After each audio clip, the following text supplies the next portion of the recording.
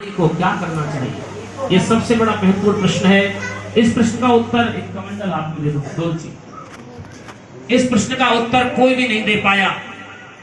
कोई किसी ने मन में विचार किया 7 दिन में जिसका मरना निश्चित हो गया हो उसको भैया फिर ऐसा करो, परिवार वालों से बात करा दो, रिश्तेदारों को बुला लो, उसको रिश्तेदारों से बात कराओ, हमारा जिसका जो भी कुछ समझाना है समझ लो क्या कहना चाहता है। अनेक बात मन में आएगी।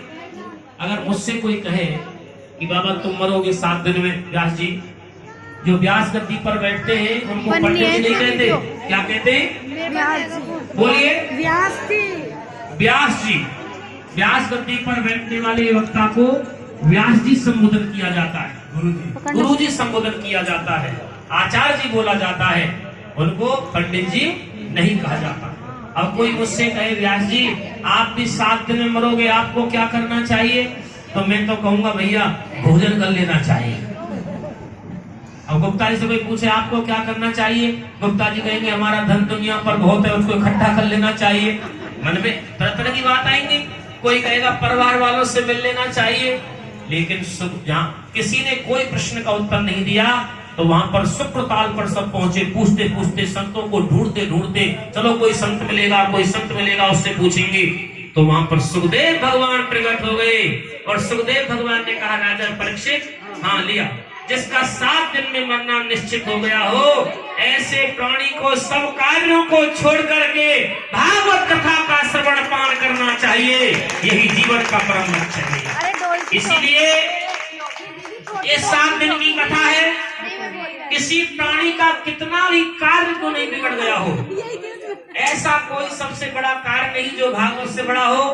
तो 7 दिन जो भागवत कथा श्रवण करने का फल मिला है, सब भक्तों के परम तत्वाधान में अग्रणी रूप से मुख्य यजमान बन करके रामनिवास महेश्वरी जी बैठे हैं और सब भक्त कथा का आनंद ले रहे हैं। अशोकनगर की पावन धरती पर कथा हो रही है, तो फिर 7 दिन तक बैठ करके कथा श्रवण की जाए, यही इस भागवत का सार है और यही जीवन का परम लक्ष्य है। ये सुखदेव भगवान प्रकट हो गए। बोल सुखदेव भगवान की जय। थोड़ा मुझे दिखाना, आगे चलना, थोड़ा सुखदेव जी थोड़ा आगे हो जाओ। हड्डी नहीं कर रही सुखदेव जी की, देखो चुप हवा बहुत बढ़िया, बहुत। ये 12 वर्ष के सुखदेव भगवान है और परीक्षित को कथा सुनाने के लिए प्रकट हो गए हैं और परीक्षित को कथा सुना। ऐसा भाव रखें कि हमारे सामने सुखदेव भगवान प्रकट हो गए हैं और परीक्षित को कथा सुना। जो सुखदेव भगवान की भेंट करते हैं उनको संपूर्ण कथा का लाभ और सुखदेव भगवान के पूजन का फल मिलता है। आप सभी मुख्य यजमान का पूरा परिवार, महेश्वरी परिवार भेंट करें। उसके बाद समग्र भक्तजन जो भी कथा में आए हैं, सुखदेव भगवान आपको दर्शन दे रहे हैं, इस झांकी का आनंद लें। उसके बाद में भगवान सुखदेव का गुणगान गाएंगे, फिर बड़े सुंदर सुंदर भगवान के भजन आरती होगी और भगवान की कथा का श्रवण पान करते हैं।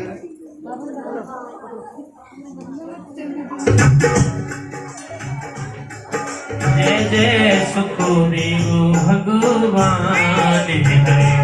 ऐसा करिए, एक कोई बहन का हाथ पकड़ के सुखदेव जी का आगे ले जाओ, सबके पास वहीं आ जाएंगे। आप अपने स्थान पर बैठ जाओ, आराम से धीरे धीरे, सबसे चरण से मालो, सब चरण छीलो, धीरे धीरे वहीं आ जाएंगे। क्योंकि आप लोग उठ के आओगे तो दिक्कत आएगी, वहीं बैठ जाओ अपने स्थान पर ही। और सुखदेव भगवान आपके स्थान पर आ रहे हैं, ऐसा भाव रखिए कि हमारे सामने भगवान आ रहे हैं। जब पत्थर में भगवान देखा है तो प्रत्येक इंसान में भगवान का दर्शन करें। ये बाल ब्रह्मचारी बच्चा है, 12 वर्ष का सुखदेव भगवान बन करके आ रहा है।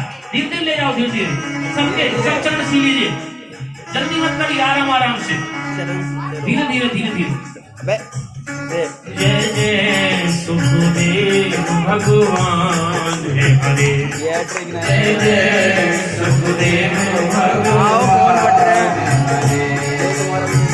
भगवान हरे, भगवान हरे, भगवान हरे, भगवान हरे।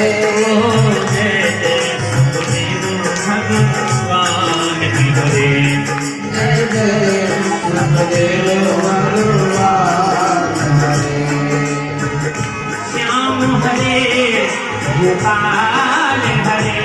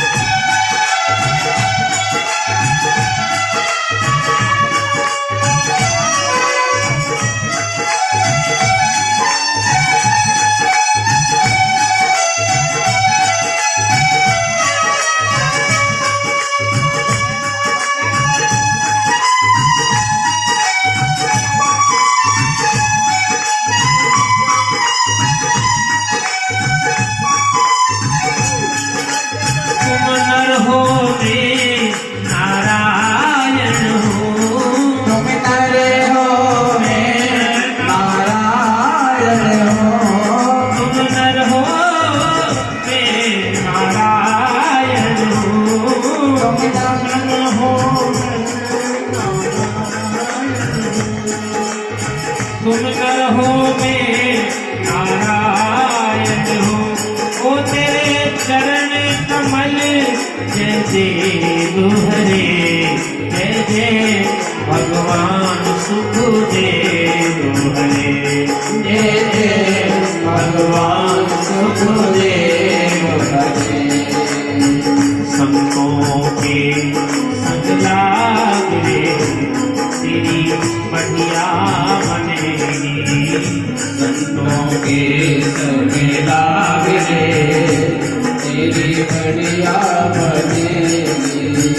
अच्छी बनेगी तेरी किस्मत जगेगी, अच्छी बनेगी तेरी किस्मत जगेगी।